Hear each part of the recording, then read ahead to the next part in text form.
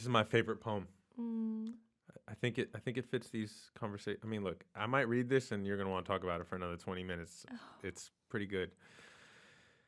These poems, she said, by Robert Bringhurst.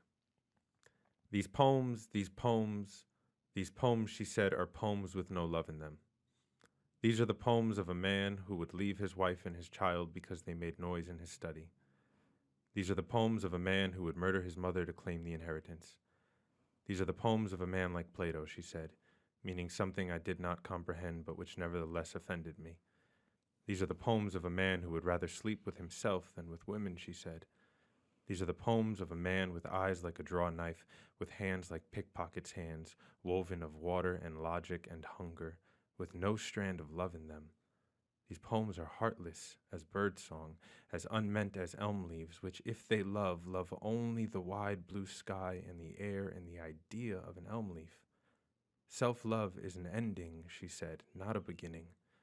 Love means love of the thing sung, not of the song or the singing. These poems, she said, you are, he said, beautiful. That is not love, she said rightly. That is not love. Wow. Wow. Well, that makes sense. It explains it in part of why you are who you are, because you've been reading this as part of your DNA. Damn. Oftentimes, before I identified myself as anything, I was an artist. Art before Brown Man, before writer, before Chris, even before Dominican, before New York. I'm an artist. I sacrificed everything to be an artist. And eyes like a draw knife. A man, who would kill someone for the inheritance. We take and we take and we take for this definition of who we are. And when I think of manliness and in this space, we take and we take and we take to build our manliness. I'm this kind of man. I'm this kind of man. No, or I'm different. Mm-hmm. Eyes like a draw knife. I'm different. Look what I did. I'm different. That's not love. That's not intimacy. That's not showing up in the world. That's writing a poem that has no heart in it.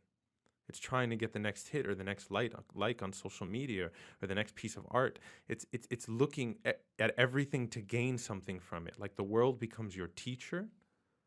The world becomes something you take from versus something you give to, versus something you engage with. And if you want a life with love in it, you have to show up and engage with it, not just take from it. So that's why I've been reading that poem for 10 years.